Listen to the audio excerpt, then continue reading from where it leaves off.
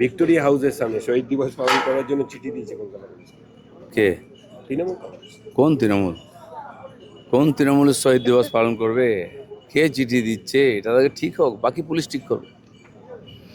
বলছি, বিনা অনুমতিতে অবৈধভাবে দলের নাম ব্যবহার করার জন্য পুলিশের কাছে ঋতব্রত শিবিরের বিরুদ্ধে প্রতারণা, চক্রান্ত, ভিত্তিহীন তথ্য, নথি প্রচারের অভিযোগ দায়ের করল মমতা শিবির।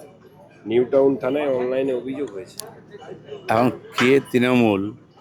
যে মেজরিটিতে আছে পার্টির সেই তৃণমূল, কি যার বাড়িতে অফিস ছিল সেই তৃণমূল, যে যেতেই নি সে তৃণমূল, তো বোঝাই যাচ্ছে না। এখন ওটাই চলবে, কেস কাচারি আর ওই প্যারেড চলবেই। যে পার্টি অফিসই খালি হয়ে গেছে, তো লোকসভা বিধানসভার বেশিরভাগ সদস্য চলে গেছেন, তো সেই পার্টির অস্তিত্ব আছে কি?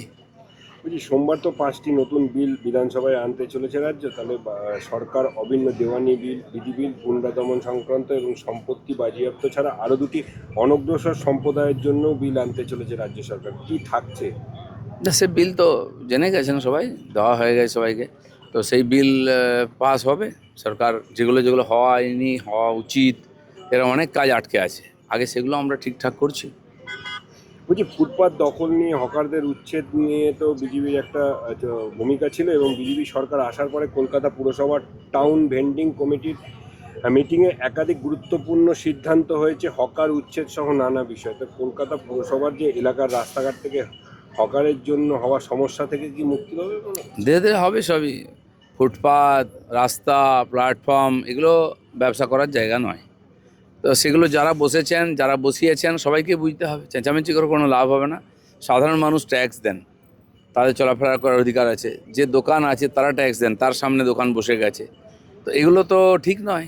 ফুটপাত পাওয়া যায় না কলকাতায়, একে ছোট রাস্তা, গাড়ি ঘোড়ার জাম, তারপর মানুষকে রিস্ক নিয়ে রাস্তায় হাঁটতে হয়। এগুলো পরিষ্কার করতে হবে, আর নিজের থেকে সরে গেলেই ভালো।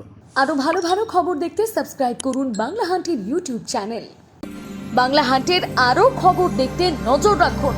বাংলা খবর মানেই বাংলা হান্ট।